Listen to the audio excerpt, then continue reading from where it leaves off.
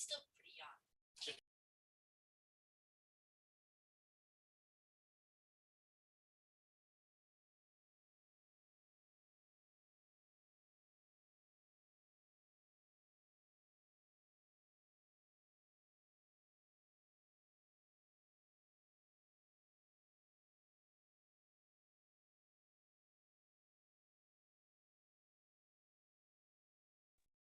Good morning, everyone. We'll get started in a couple minutes.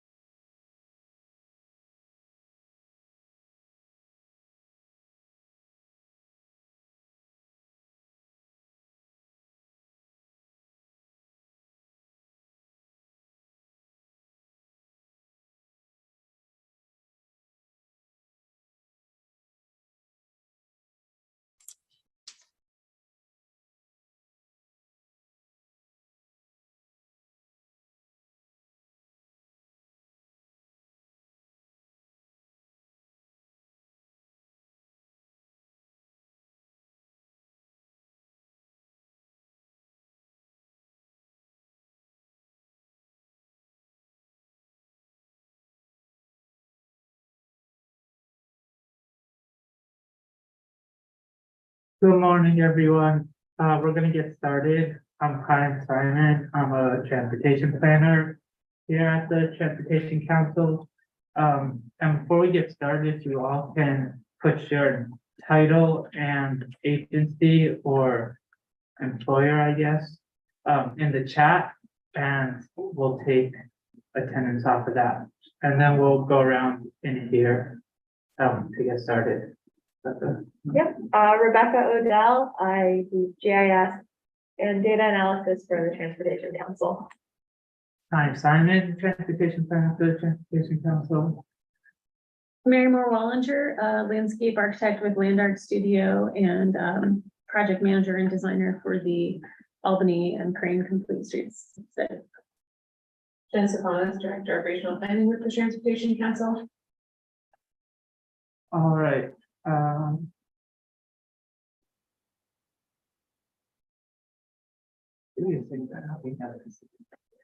Okay, we're gonna get started with our agenda.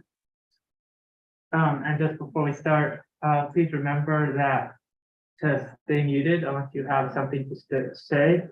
But if you do want to interrupt with a question or comment, just use the raise hand function and we'll call on. All right, we're going to start with a presentation from Mary Moore Wallinger from Land Art Studios, one of the consultants on the Albany and Crane Streets Complete Street Study. And then we'll move along to our discussion items, regional trail planning. We have an exciting new update, the CDP-HP cycle update, our NISAMPO bike ped working group update, Updates from NISTOD about the active transportation plan, our complete streets policy, new grant opportunities from the infrastructure law, the safety education encouragement program is another mini grant program. An update about our new metropolitan transportation plan that has started to get underway, and then all our transportation council planning initiatives that are happening currently. I'm gonna turn it over to Mary Moore if I can.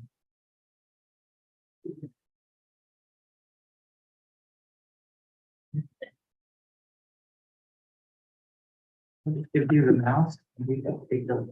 All right, thank you. And thank you for having me.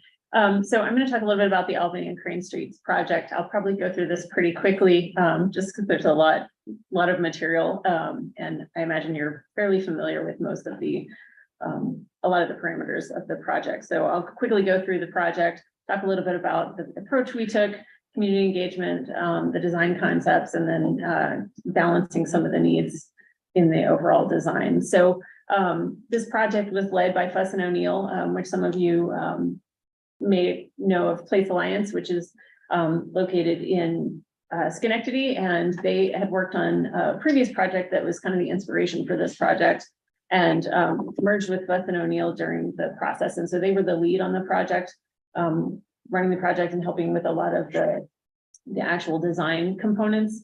I'm with Land Art Studio. I served as the project manager and also a designer on the project.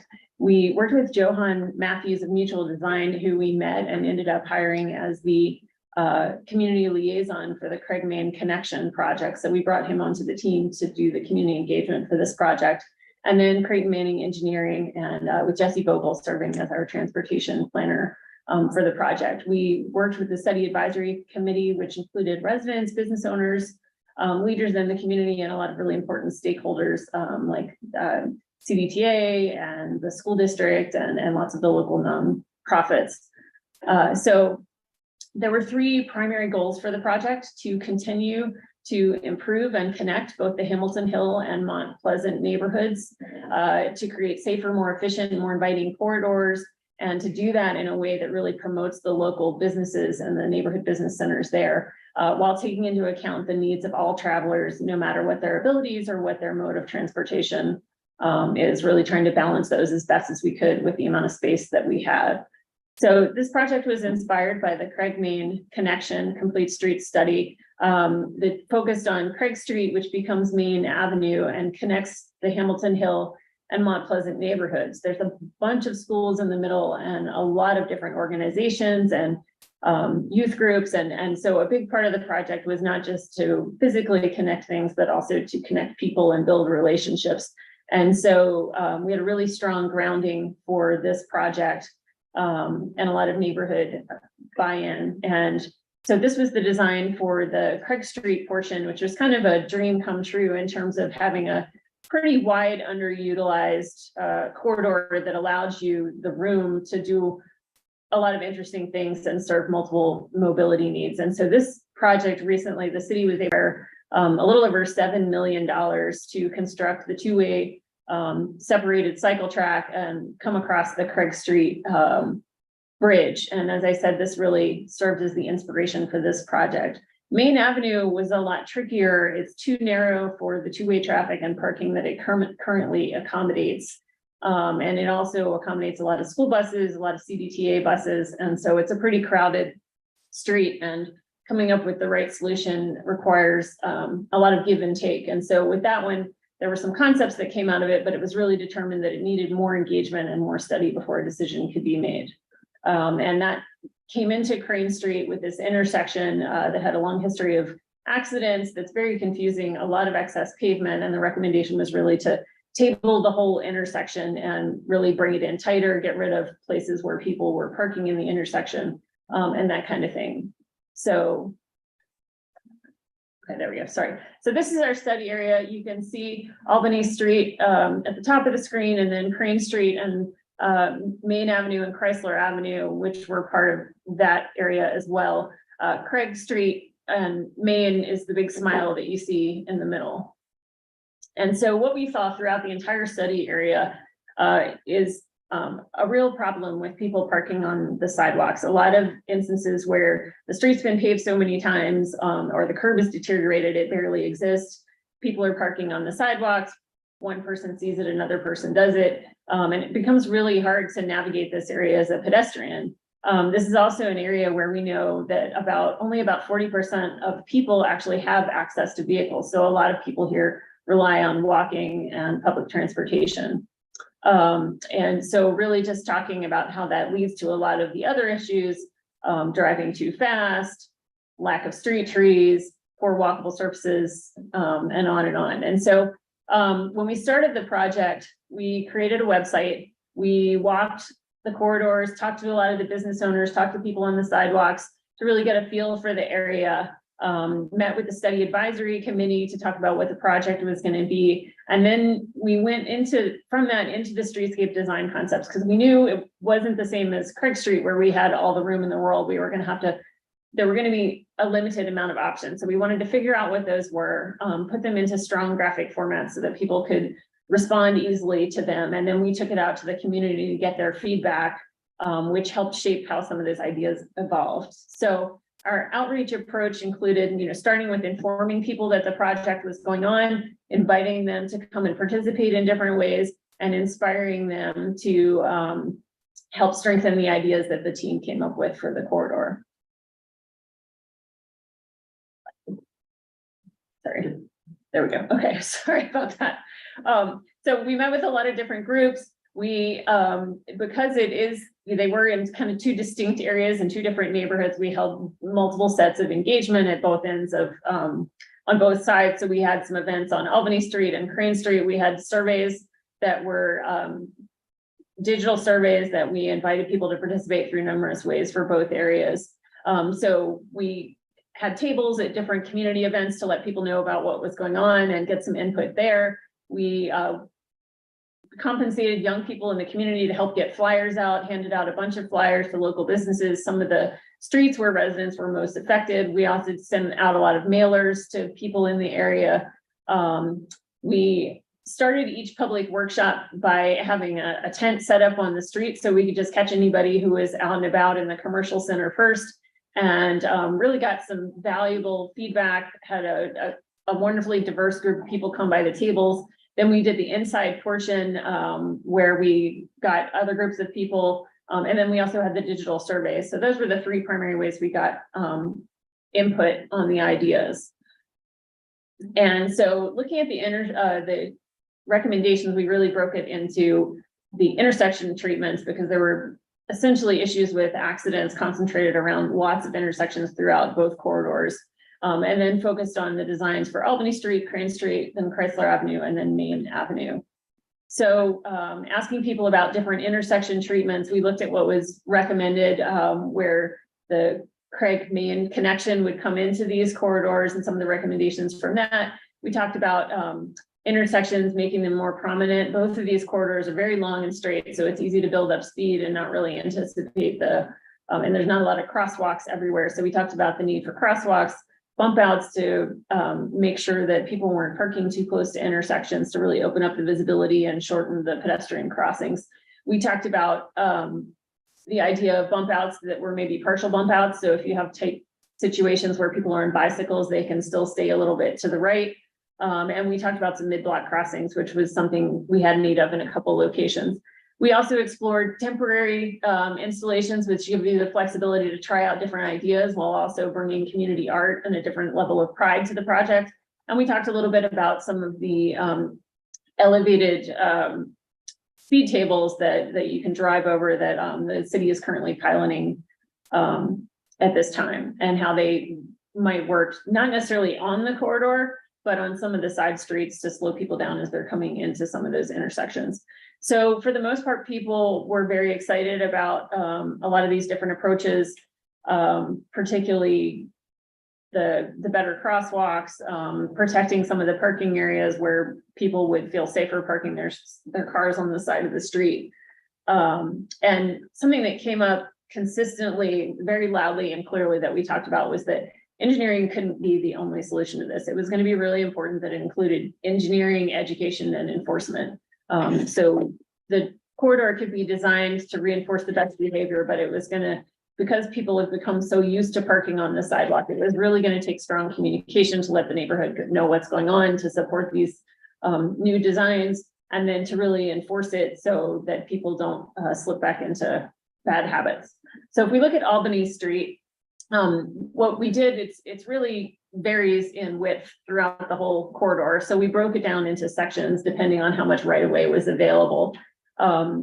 Here at the starting closest to the downtown, we had the most width to work with. And this area is also a hill. So we felt like it was important to create some kind of bicycling connection between the downtown and Craig Street, where you're going to have this new two-way separated bicycle track. And so we were able to fit a climbing lane into the design. And so you see that on the right, on the left section. And then where the road gets a little wider as you go up the hill, and there's more residential and business uses that require the parking on both sides, you continue the cycle, the climbing lane. We did decide to keep it on the outside of the parking lanes just because we know there's an issue with people already parking over top of the curb, and we were worried that you might get pinned if not everybody is parking, respecting the stripes on the road. And it's also such a short section. We didn't want to have people on bicycles having to weave in and out between cars. So we felt it was important they stay highly visible at all times. And then this is moving past Craig Street, where you start to get to more of the residential, and the road gets even narrower. Here we actually recommended widening the road a little bit so you could get full 11-foot lanes, and striping it so that you can encourage people really parking where they're supposed to. And then that also including street trees wherever we could, recognizes that this is a really important pedestrian connection. Right now it is very long and hot, and there's a lot of speeding. So this would help with traffic calming and making that walking experience much safer and more comfortable. And then this is just a final section. We did, when it was just residences and no businesses, we tended to recommend more tree lawns and less tree pits. And then in the areas that were more urban, we looked at doing the tree pits instead. Again, got really positive feedback about the types of improvements. The main concern was just really needing the enforcement to back it up so that they would have the full desired impact on reducing speeding and making it a safer corridor. So looking at the other corridor, very similar situation on Crane Street. Unfortunately, this one doesn't have quite the same width we had at the beginning of Albany, but it's also like tying in close to the Broadway I-890 intersection where it's very pinched and it very quickly goes uphill. So it's not a great, it's very limited for what kind of bicycling you could do on this section, but the walking certainly left a lot of room for improvement. And right now we hear about accidents all the time because people just get off and fly up the hill. And so this was looking at, again, recommending striping and street trees wherever we could, sometimes even putting them in smaller pits than what's recommended, but thinking about using structural soil or silvicels or things that could potentially increase that tree's chances, just because we know how important walking is in this area, and also just having that vertical element for traffic calming. So this is coming into the business area, start to see, again, having to widen the road in a couple places so you can get that full 11-foot drive aisle with the 8-foot parking lane. And then at times where there's utilities on both sides, looking at where possible, trying to move them to just one side of the road so you could potentially get a taller tree and have a nicer experience on that side of the street. Again, very positive feedback about the improvements, and again, echoing the idea of really just needing to educate and enforce at the same time that these are being implemented. Now we come to the trickier two portions of the project where there were more decisions to be made. So Chrysler Avenue currently, it's 24 feet wide, and it includes two-way traffic and one lane of parking. So that's 8-foot drive aisles, and there are also school buses and CDTA buses that drive along this road. And it's technically not even wide enough for emergency vehicle access. So we heard loud and clear from pretty much everybody that this section of Chrysler really wanted to be one way. So the big question was which way to make it. So we looked at moving into Crane Street, thinking like bringing people into the business area was maybe the way to go. We looked at possibly doing a one-way split. And then we also listed the possibility of doing it one way, moving away from Crane Street. It was interesting. We heard from the people who participated in person. They preferred that it be one way towards the business center. The people in the survey thought it would be better going one way in the other direction, away from the business center. And so after hearing that input, we had meetings with the police department, the fire department, parking enforcement, several different city departments, and then also met with CDTA, and really came to the decision that moving away from Crane Street made the most sense, because it really helped direct, like reroute any traffic to wider, more appropriate roads to handle that traffic, created minimal disturbance. It was more similar to what people are used to, so it would be less confusing for people to get used to it. And also because there are so many houses, many of them two-family and several with no driveways, the parking is really critical along this, and this allowed to keep the parking in the same configuration and with the maximum number of spaces, because you don't have the side streets coming in on that side.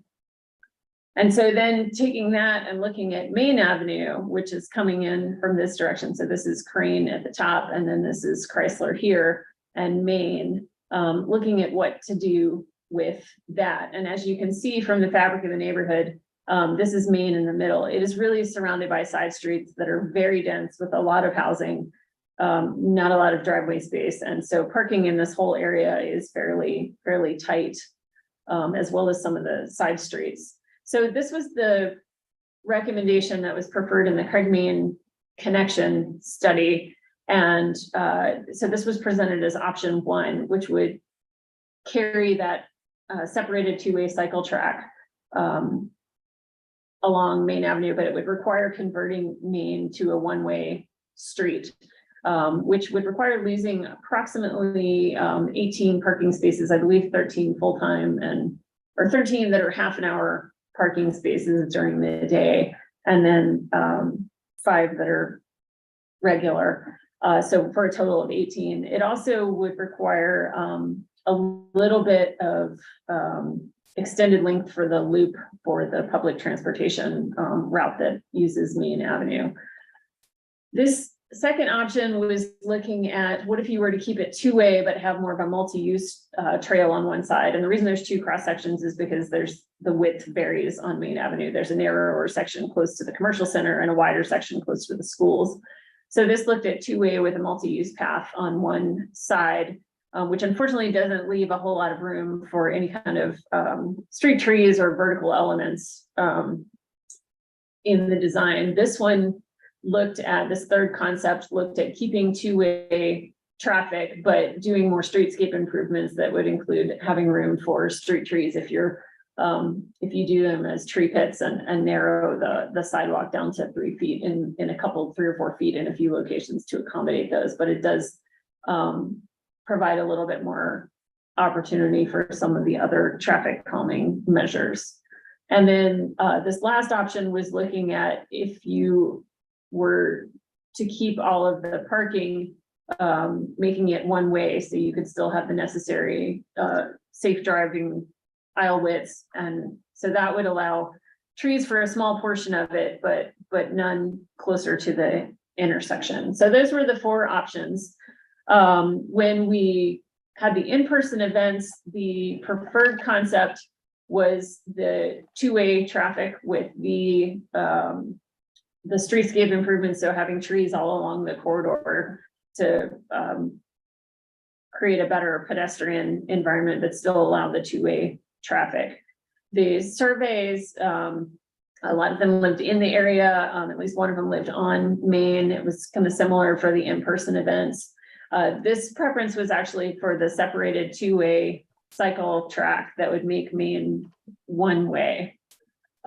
So again, after that, we took all these options, took all the feedback, met with emergency services, parking enforcement, all of the various different groups. We still need to meet with the school district transportation, but really talked about all the pros and cons. And then when you also take into account that Chrysler is going to be converted to a one-way street, it seemed like that ruled out being able to convert Main to a one-way street, because you would be cutting off one of the main access roads needed to be able to reroute traffic from how it currently functions as it relates to Chrysler Avenue. So the two decisions that we're still waiting to hear back from before we make a final decision, hear back from the school transportation, and then also just discuss it together as a project team to go over the pros and cons and decide sort of which trade-offs make the most sense, are the two-way options, one that includes the multi-use path, and then one that includes the I may have circled the wrong one, sorry, but with one that, okay, so sorry, yeah, this one that includes the two-way traffic with the streetscape improvements with more street trees and better walking environment, and then the one that's two-way with the multi-use path, but limits the green infrastructure you're able to include along the walkway. And so these are kind of our next steps to meet with the rest of the groups, make some final decisions, put together the final cost estimates, draft the report, and finalize everything with the study advisory committee meeting before doing the final report, and then presenting to the city council for adoption. So with that, I will open it up to questions. Thank you. If you have a question, you could put in the chat or unmute yourself.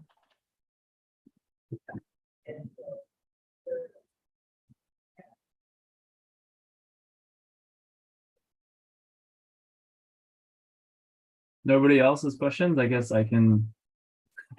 I'll jump in. Hi, Mary Moore. Thank you for all of this. This is really exciting and seems really thorough. I really appreciate the amount of public engagement that seems like went into it.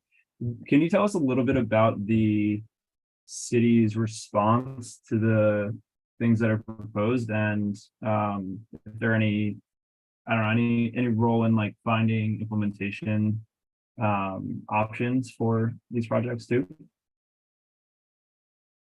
Sorry, the city's role in finding implementation options, or In just- the project team's role in, is there, yes. is implementation part of this, identifying implementation opportunities part of this project? Yes, so we'll be putting together a set of implementation recommendations for this, just looking at potential funding sources and opportunities. I do know one of the reasons the city was motivated to do this is because the sidewalks and some of the roads are in pretty horrible condition, and they knew it was going to be time to look at making some improvements on there. So they wanted to look at this for additional opportunities to increase the available funding and to be able to address that. The city was very supportive. We worked really closely together throughout the whole project. There's definitely, a need to support better multimodal accommodations, because the number of people who really rely on these areas for walking and public transportation. And to that end, CDTA has been really wonderfully collaborative as well, just looking at can we provide more shelters, and how can we make getting to and from public transportation easier and more comfortable. So the city, I would say, sort of one of the common issues the issues we've been talking about a lot is that the Craig Street project was very easy to support, and it was incredibly successful, but there weren't a whole lot of trade-offs. There wasn't a whole lot that had to be given up in order to make that project possible because of the amount of width we had. This case, we have so many narrow streets, you really have to make some decisions, and you have to kind of give up some things you want in order to get other things you want. And so just recognizing, and I think since COVID, community engagement is just much more challenging. People are so busy and trying to keep up with everything, and it's a little bit harder to get as many people in one place at one time. And so we did do a lot of mailers and a lot of different things, but we also know that there's a lot of people who live directly on some of the streets who will be the most affected. And the city is, said, no matter how much input, how much we publish this and how much we do, we know there's people we're not gonna connect with, and that, when this happens, there's still potentially gonna be negative feedback because you are having to have some trade-offs. And so there's a real desire to, really think through, document all of these decisions. That's, part of why we've met with so many different stakeholders, really trying to think through them carefully. We know that moving forward, we'll have to really talk to people, let them know what's coming. We'll have documentation of this process. And we want to be very clear when we present it to city council that, these are the recommendations, but that it's going to require these other levels of education and enforcement and continuing to have community engagement. I'm trying to remember if does that answer your whole question? Yeah, I think so. And like I said, I think the community engagement component of this project, especially looking at I don't know, relative to all the other projects that we see, I think this is really, it feels good, and I think that's something to be proud of. And I was curious. One other thing, just to add to that too, is in terms of the Craig Main connection, the city really championed that project, and the city engineer brought in, I think, over $7 million in funding, reached out to DOT, all different funding opportunities, and it's one of the largest funded projects in the city. So there's been a really strong commitment to this area from the beginning, and it's been really exciting to see the city like pursuing this and continuing to make improvements in these areas where it's really needed, and where you don't have residents who are able to pay for new sidewalks, and where those corridors are actively relied on for people to get to and from just basic needs every day. So I anticipate they would sort of pursue this with the same level of enthusiasm, and they've been really successful in achieving a lot of the goals so far. So, Is the project website still active? Can we go on and view these concepts in our own yes, time? You're moving a little too fast for me. Yeah, and I think if you scroll up to I think the cover page has the website on it too.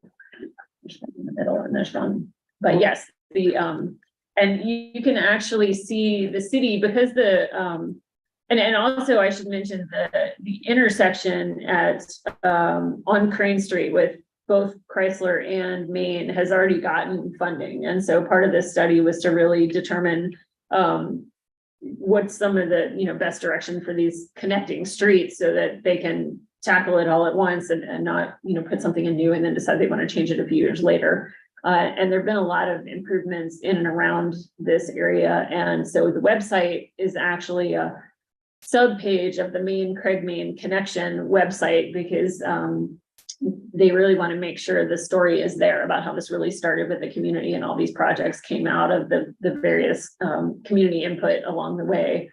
And so anyone can go and see how the projects came about, what the participation was, and where all the ideas started. So you can actually see both of those projects on that website.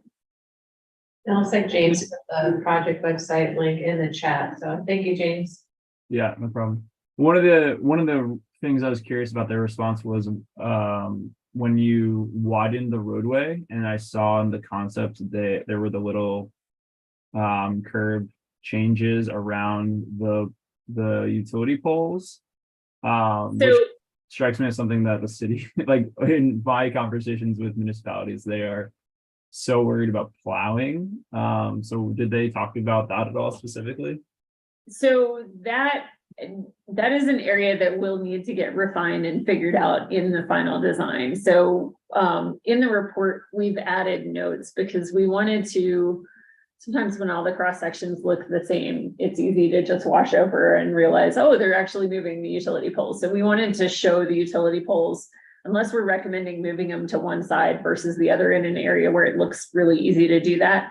We left the poles where they are, but I've added notes saying, either the poles would need to be relocated, or the curb, you'd have to come, up with a way like that to do a little bit of a curb bump out around the, but they seemed amenable to I mean, they also recognize like it's incredibly expensive. I think ideally they would love to get the funding to move the utility poles, but they didn't want to cut off those options if, by not showing it. So they're there, but there's an acknowledgement that you would need the funding to shift some of those poles if you don't want to have the bump outs, or you need to figure out how to work around the curb bumps for the utility poles.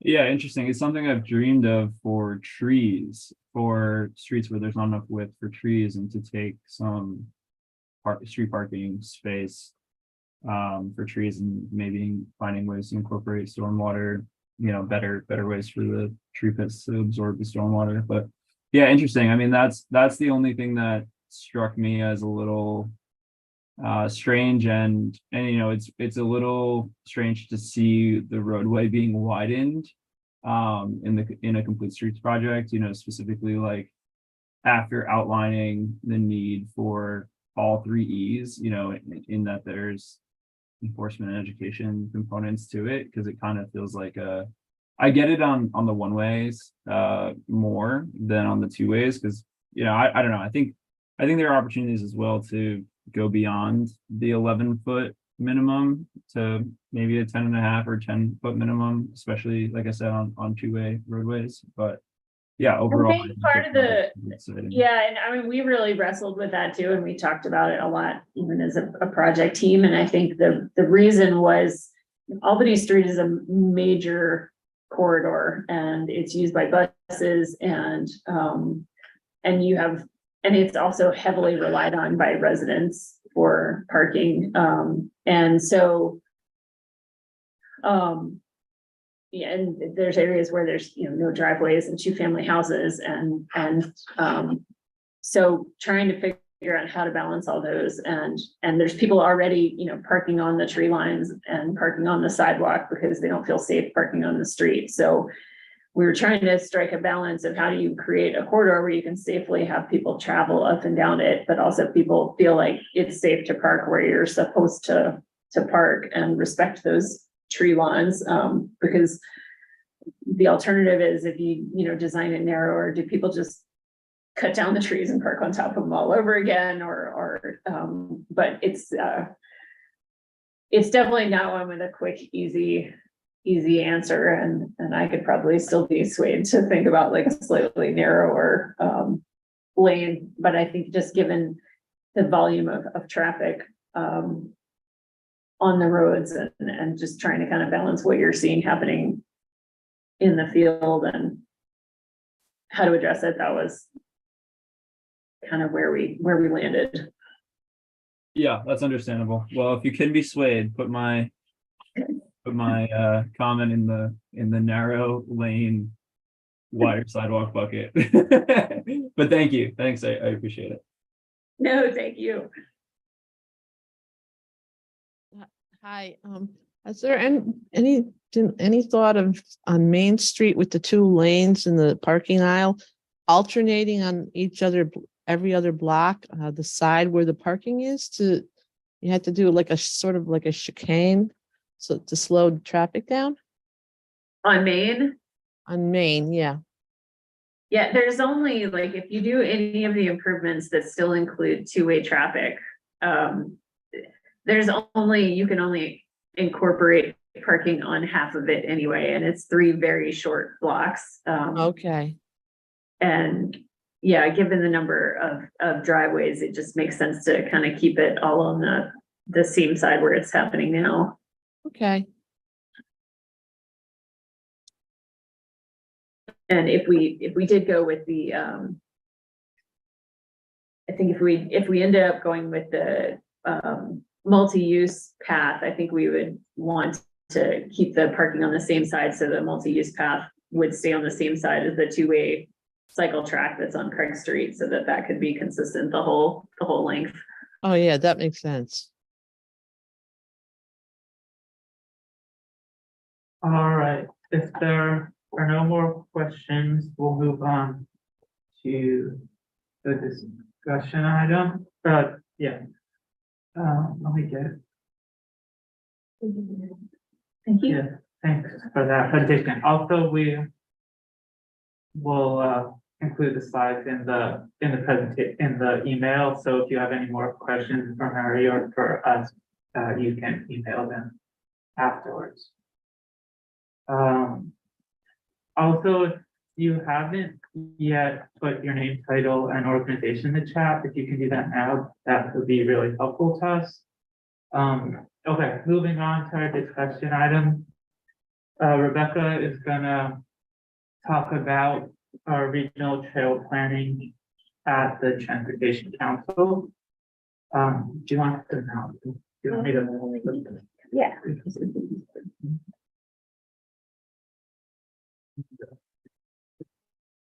Yes. Okay.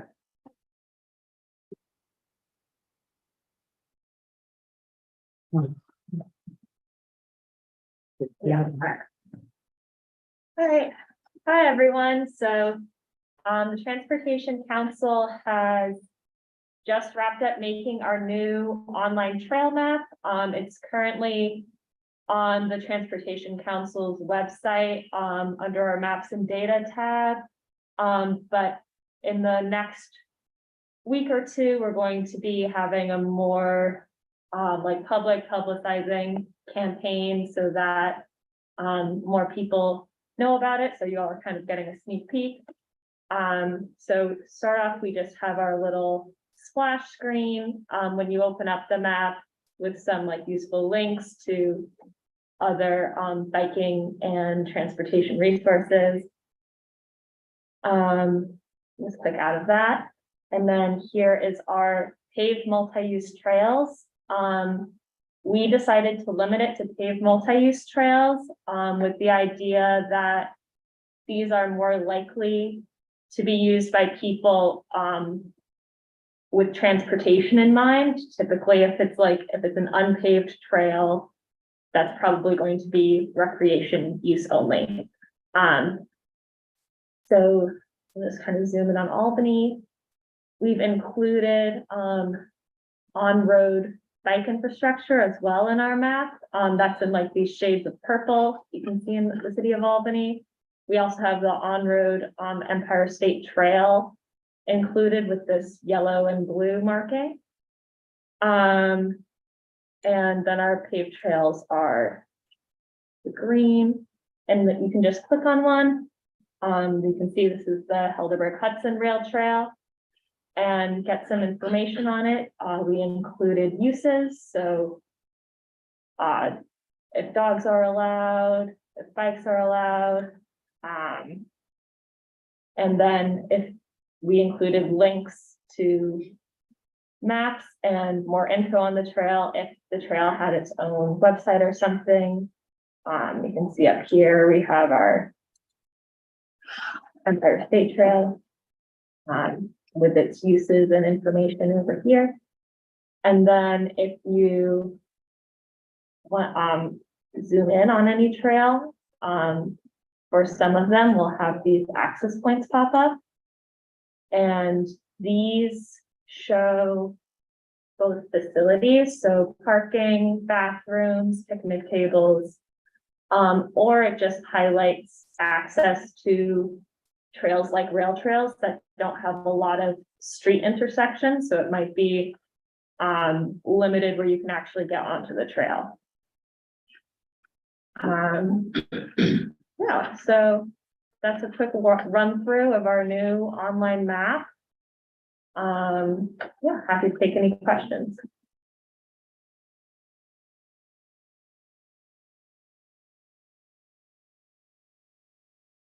Can you share this link in the chat? No. Okay.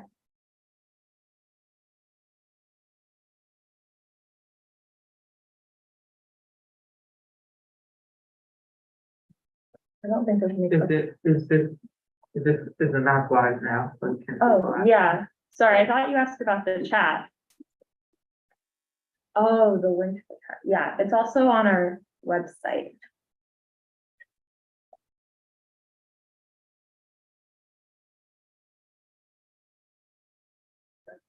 All right, if there are no questions, we'll move on to our 2023 trail counts, which we've been doing since for a while now, 2 months. Yeah. I think since our last 2 meetings ago. Do you want to put that presentation on? Yeah, So I can just touch on our regional trail planning and our trail count program. Maybe you can go to the next slide. Yeah. So I want to definitely thank Rebecca and Teresa for all the hard work that went into that online trail map. That's something that, you know, we've been talking about doing, and it required a lot of work to pull together, and it's replacing our printed map. It became infeasible for us to continue updating and printing the printed map because you guys keep building trails too fast. It was harder, it's very hard to keep up with the rate of project completion and then updating the map. So this is a really great tool, and I hope everyone uses it. So the 2023 trail count program, we started installing our eco counters in June. We removed the last counter in August. If there's still interest in doing a trail count at a specific location, I think we can fit it in the next few weeks while the weather is still pretty nice. But we did counts on 9 different locations. Some of these were by request from the trail owners or maintainers, and some of these were related to other projects that we were doing. So we will be sharing, you know, a general summary of the counts and our findings. The estimated annual visits is in that far right column, and that's based on just, you know, a week or 2 of data that was collected.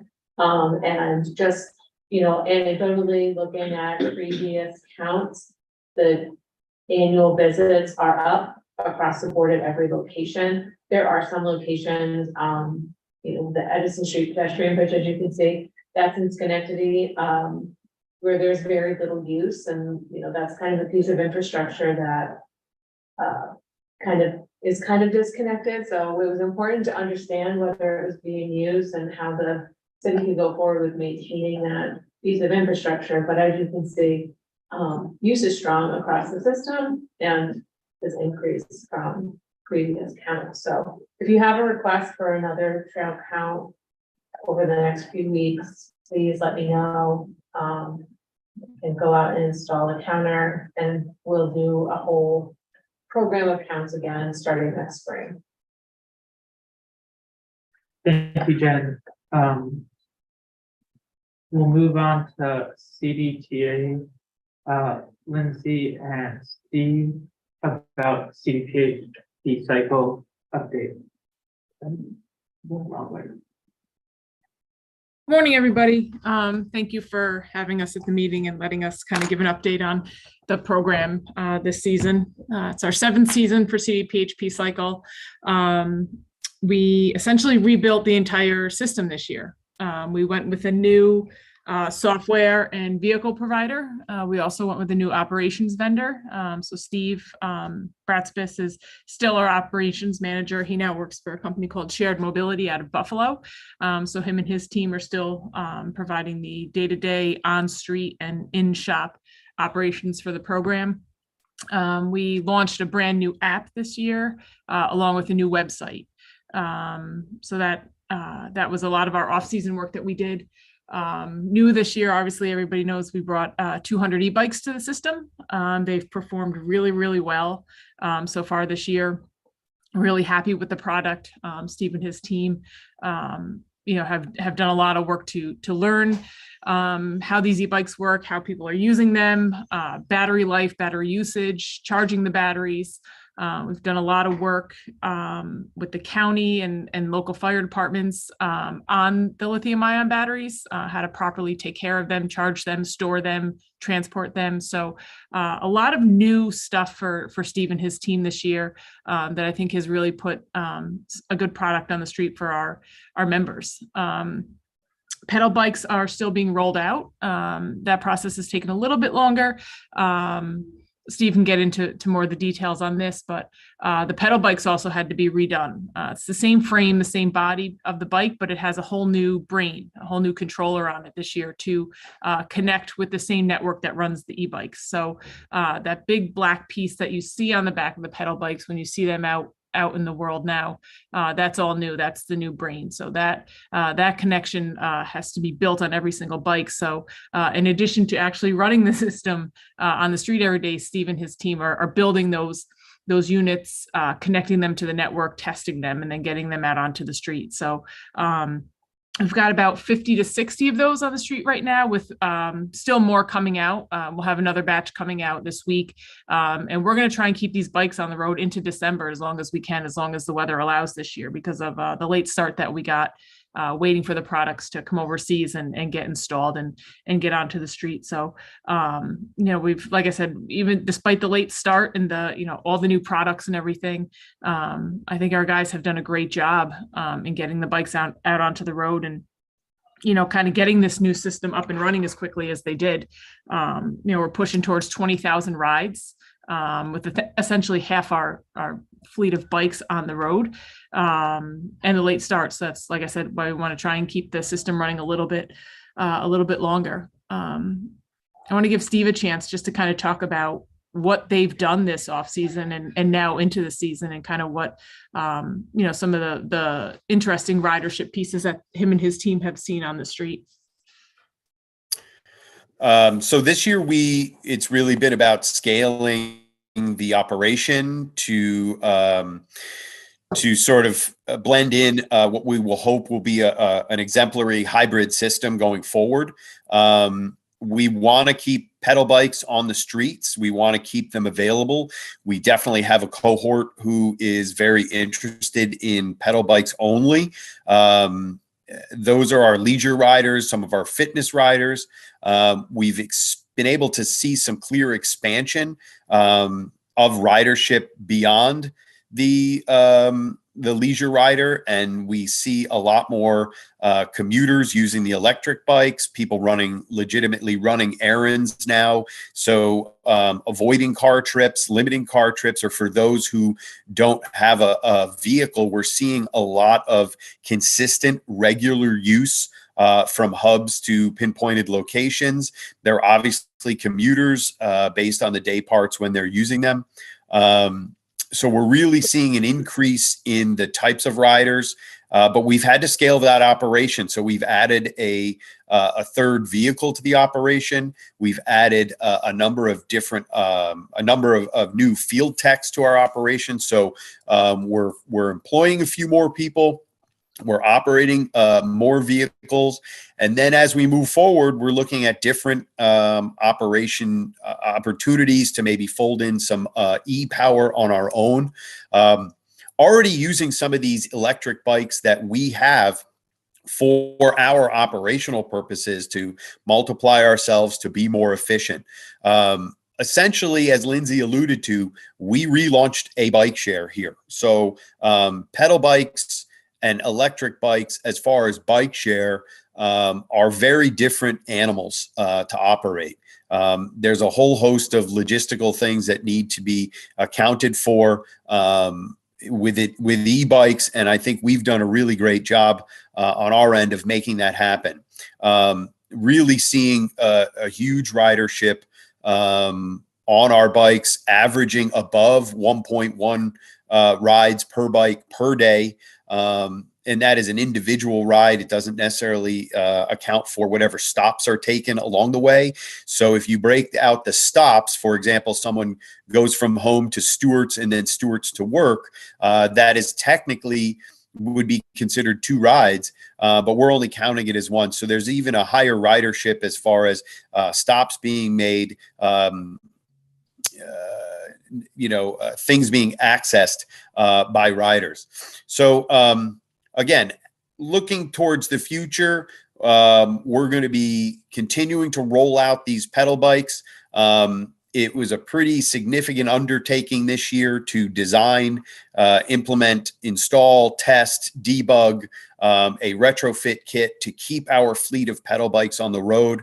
But we have a very robust and healthy fleet of pedal bikes that we don't want to discount.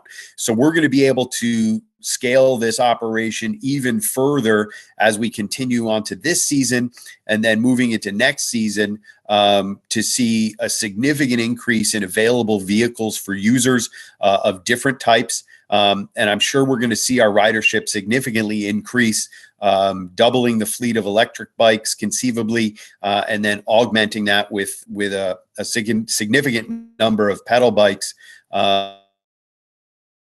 Is really going to put significantly, obviously, more bikes on the street, more people on these bikes, and increase the opportunities for people to access necessities and use them in their daily lives, which is the goal overall. Again, we can't really understate the amount of new ridership, new types of riders that we're seeing with the addition of these electric bikes. We're seeing seniors or people who were physically limited from getting sort of back on their bike are able to get back on these bikes. And then we're seeing a significant group of younger people who are using them to commute as opposed to cars, and then accessing buses. With the BRTs, the work that obviously was presented earlier in this meeting, we're going to start seeing even more people using these bikes for their last mile trips. And hopefully the municipalities can continue with their, favorable view of people using street furniture and existing infrastructure for safe locking of bikes. Very, very high compliance as far as proper locking. We are not seeing significant impediment or issues for non-users as far as where bikes are ending up and how they're ending up. Really high compliance on proper usage overall. And that's across the board, whether it's our student users or our community members. So all positives in rolling out a new bike share modality, to the point where I don't know how many people really even realize what went on behind the scenes and sort of what kind of lift it was to roll this from one season to the next with what I would consider operationally very few hiccups. And it really went smoothly thanks to the partnerships we have with CDTA and CDPHP. Thank you, Lindsay and Steve. If you have any questions, put them in the chat or mute yourself. If not, we'll move on to the. I have a go ahead, question. Rebecca. I'm just wondering how you're getting the user data on like senior use and commuter use, and if you're able to share that. So the senior use is truthfully, I mean, I guess you'd consider it anecdotal data. It's feedback from the community and our field technicians being out there interacting with users and seeing users. Lindsay and I being at community events and people who come and talk about their usage and who they are. Also, we're seeing usage in centers where seniors are active. The Jewish Community Center in Albany, for example, Corning Preserve is seeing significantly increased, already very busy hubs, but increased usership. And we have, obviously, these bikes based on their telemetry. We can see where they're going and where they're coming from. So they're in those community areas where people are using them. The commuter base is also seeing them, the consistently parked bikes that we are either retrieving, moving, or letting stand and watching them come back. So with heat mapping, and again, using these data points, we can run reports, obviously pulling out the data of the where and the when. So the day parts where you're seeing usage and the locations where vehicles are ending up, whether they're office parks, office buildings, the downtown core hubs, and then obviously our students using them, for example, at SUNY or Union College or Skidmore to go from the residences to their campuses and back. We're seeing significant migrations of bikes on a depending on the day part, between the SUNY downtown and SUNY uptown, the SUNY residential areas and the SUNY campus, and the same for Skidmore. Union College, because of its nature of its campus, is a little bit different, and you're seeing some people going out into the city farther. But related to that, the Crane Street efforts and the things in the earlier part of this meeting, seeing usage in hubs on Crane Street, in that area of Schenectady where there wasn't significant usage before. Now you're seeing more usage. You're seeing people riding from the Crane Street hub downtown and then back, or to the casino and back. So again, the data is the ride data. So some of it is anecdotal, but there are numbers that we run to see who these people are and where they're going. Thank you.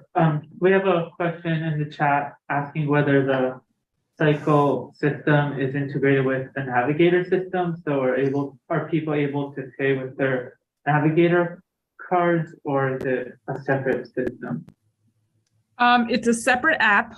And when you create your membership, you put a credit or debit card in to create that membership. So that's the payment method that you use, but it is a separate app. It's still the CDPHP Cycle app.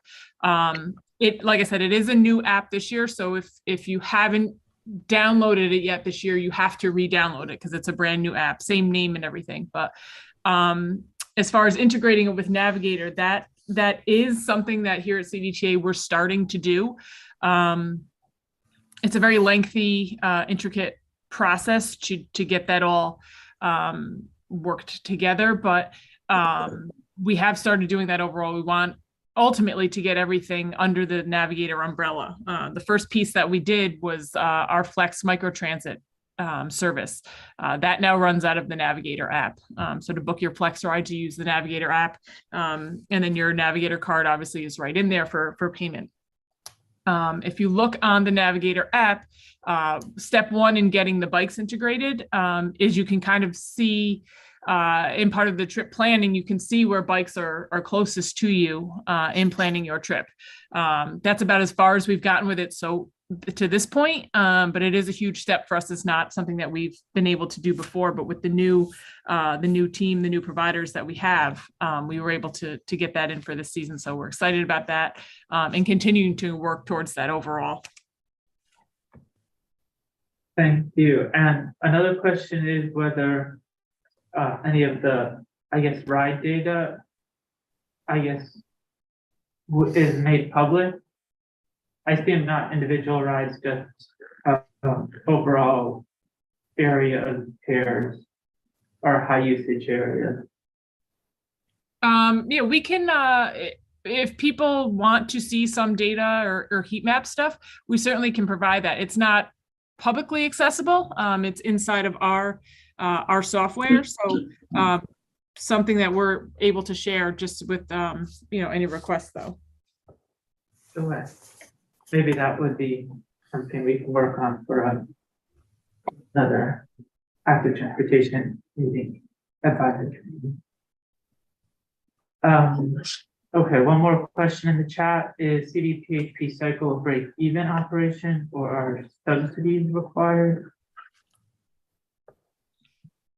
It's I would say give or take it's break even. It's not a money maker by any means, but between the sponsorship and the partnership with CDPHP, the operational monies that municipalities contribute to have this transportation system in their cities for their residents and their employees and workers and whatnot, plus membership revenue, we give or take break even on it. Just for a little bit of, let me make sure I'm not muted. Yeah, just for a little bit of context related to the bike share industry in general. What we're seeing across the board was an explosion in privatized bike share starting at about 2019, with huge amounts of venture capital poured in, big players jumping in with millions and billions to capitalize on the rising trend of bike share. What that ended up doing was those companies really only went after the top, 150 cities in the world. So it left cities like Albany and Akron and others out in the cold with no bike share options, simply because we didn't have the density to make a for-profit system work.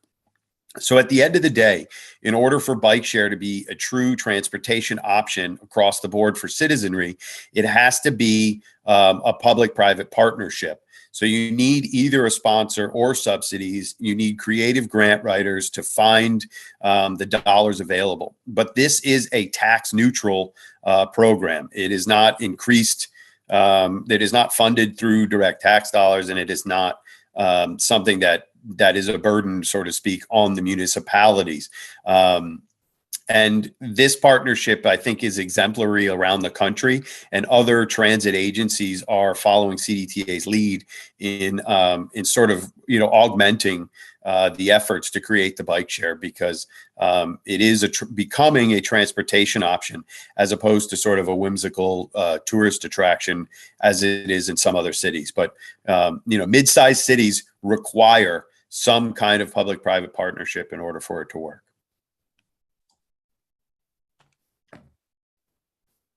All right, thank you guys. Moving on, I'll give an update on our New York State Association of MPOs of Bicycle Pedestrian Working Group.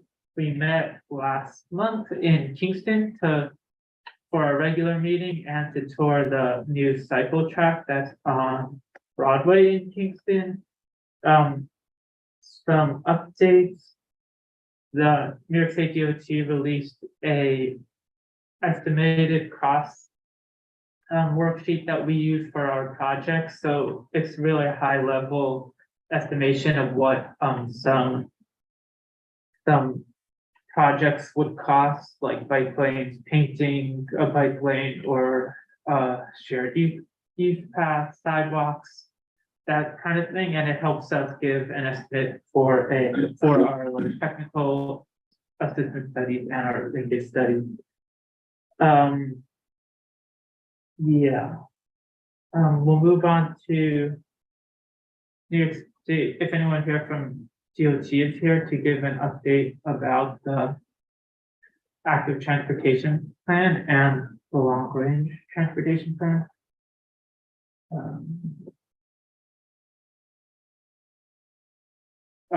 Valerie, are you able to give this update? Main office would know more about all of this, but as I understand it, they're currently in transition staffing wise right now. So it's currently they're getting their bearings on that. That's for the active transportation plan. Yeah. Yeah, and the statewide transportation plan is kicking off and starting. I don't know if anyone else has more detail. Jen, you know? Yeah, well, I can't speak for DOT, but there is a project website for the long range transportation plan. As we'll be talking about our long range transportation plan, the Metropolitan Transportation Plan, which we currently refer to as New Vision, needs to be consistent and aligned with the state transportation plan. So the timing is kind of good. We're getting ready to update our plan, and the state is developing theirs. So you can take a survey and learn more about the statewide long range plan at that link that's on that slide, and we'll include that also in the notes. Yeah, definitely encourage you to take the survey.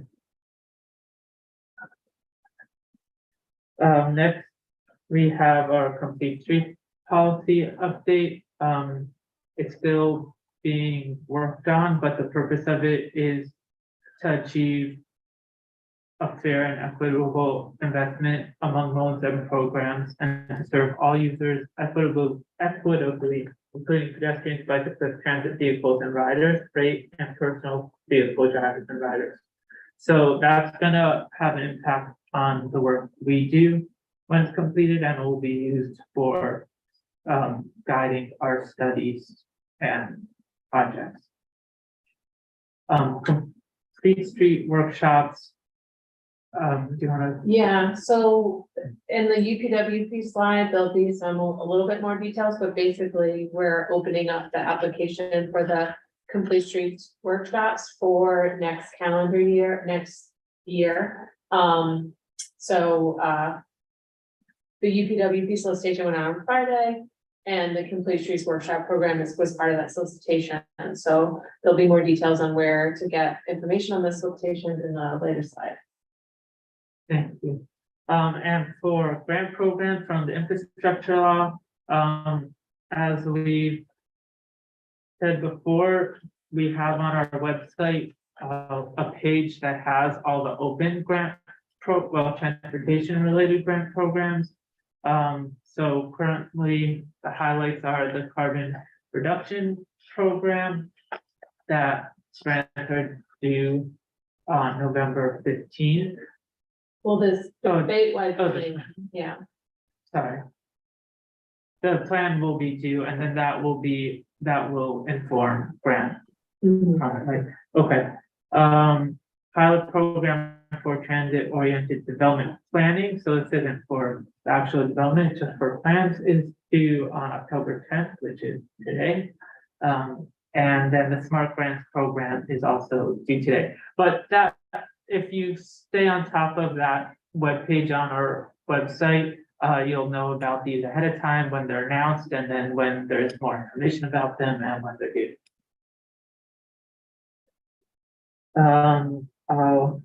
You want to speak about? Yeah, so, the local road safety education encouragement program, is, still available for applications. The deadline for submission is November 3rd. It's open to law enforcement agencies in our, planning area, and, the program is focusing on education and encouragement type activities that focus on driver behavior, like speeding and lane departures, and or intersections with known traffic safety concerns, or vulnerable users such as bicyclists or pedestrians, motorcyclists, young drivers or older drivers, or people with mobility disabilities. And the funding covers just like education and encouragement related activities and associated materials related to those activities. And if you have any questions about what might qualify under that program, feel free to contact me, Rima Shamia, or Shamia at capitalmpo.org. And the program can fund applications up to $4,000 or whatever is left within the program budget. All right.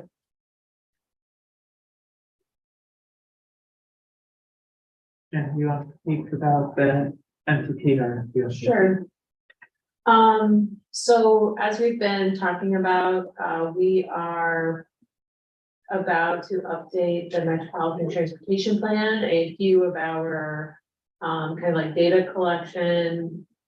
Our data collection phase has been ongoing, and two parts of that has been the update to the congestion and management process, which we are developing strategies for, and there will be a draft plan available for public review sometime in the next month.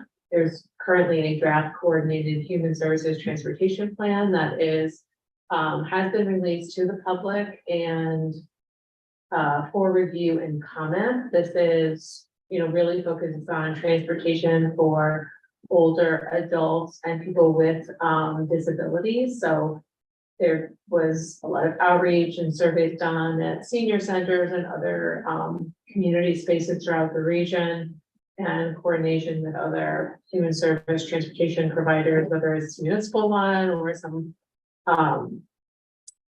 local and state organizations that provide transportation services to older adults and people with disabilities. So the draft plan is available on our website, and we can provide a link to it in the meeting notes. The State Streets for All, this is a grant that we were awarded through Federal Highways with the State Streets for All program. And there's currently an REI out looking for consultant services to assist us with the development of this. It's going to be a really big safety planning effort here in the region to develop a Vision Zero plan. So that's going to be a big piece of the long range plan. And we're currently working with a consultant to develop a new brand and logo for the MTP. As many of you know, we've been referring to our long range plan as New Visions since the late 1990s, I think. So it's time to really, come up with a new brand for that and think about, a new vision. So we will hopefully be able to, when we go out to the public with the MTP update, kind of go out with a brand and a logo that's catchy and really explains to stakeholders and citizens what it is that we're doing and engages and encourages people to engage with us on it. We're also finalizing our regional trends report, which will be part of the first phase of launching the MTP update to the public. So once that's completed and reviewed by our planning committee, we will be promoting that along with our MTP survey. And of course, all of this, the principles and vision that are in the MTP influence TIP programming. And we are anticipating doing a TIP solicitation late next year. So all of this is tied together, and we're trying really hard to coordinate with all the other regional and statewide long range plans. And this is all of the other regional and long range plans that are ongoing. And the other things that, our MTP will need to consider and coordinate with. That's the Transportation Council Planning Initiative, as always, will be attached to the meeting notes. So you don't need to break your eyes trying to read this. And now for other news and updates from around the table, if anyone has anything to update us all on, please share it now.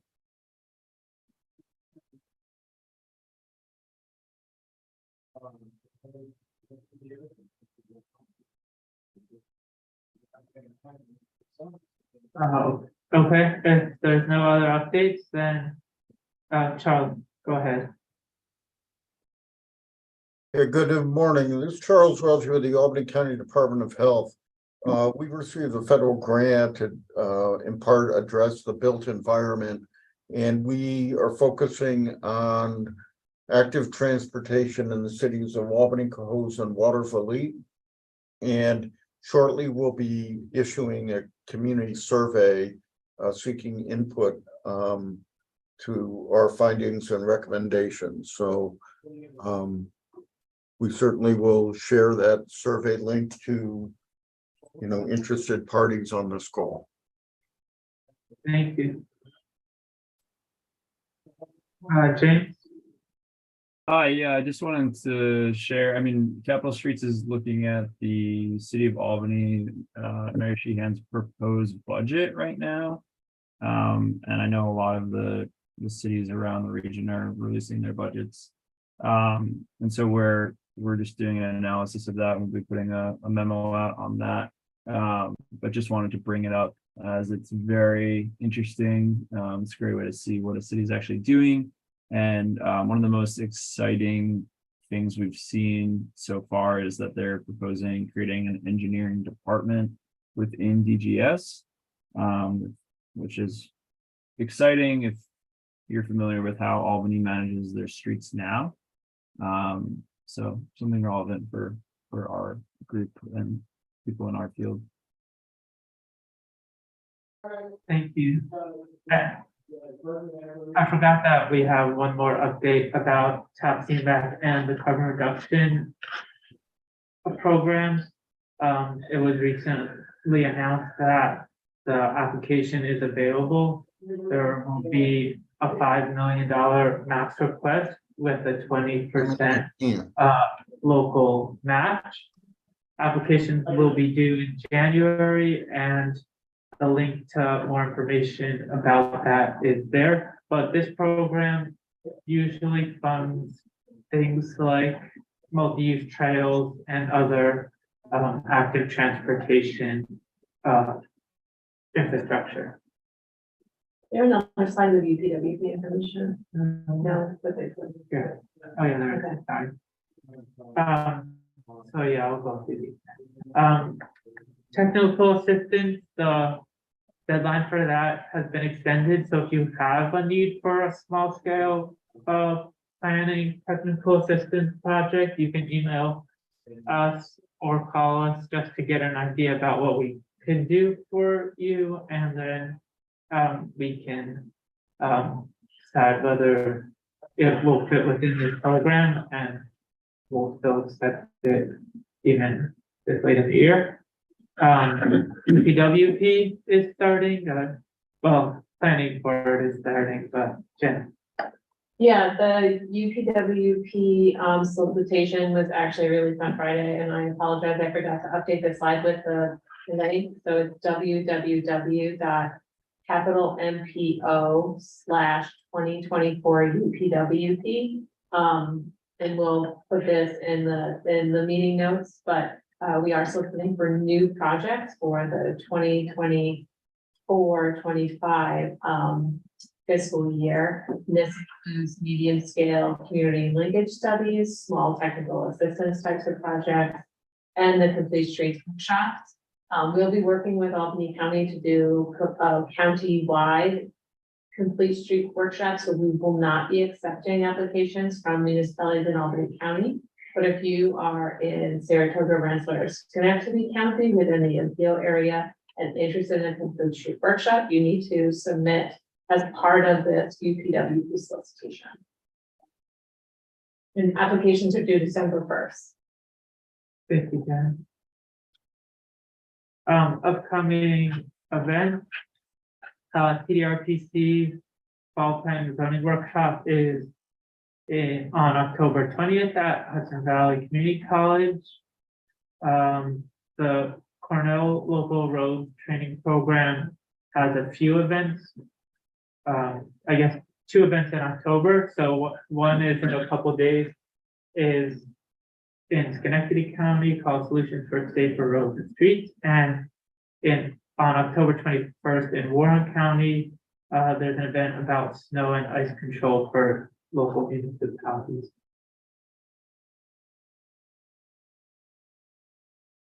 And now, if anyone else has any other updates, feel free to share them.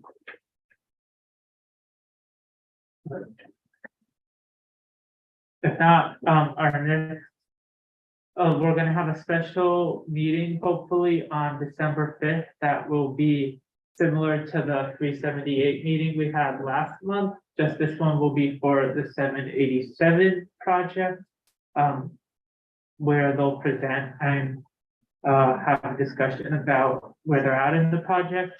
And then our regularly scheduled meetings for 2024, as we've recently gone to quarterly meetings, we'll have one in January, April, July, and October, and those meeting invitations will start going out, I guess, probably after this, well, maybe after this one or the December 5th meeting. Yeah, we'll see you, I guess, in a month, 2 months. October 5th. You don't need to save the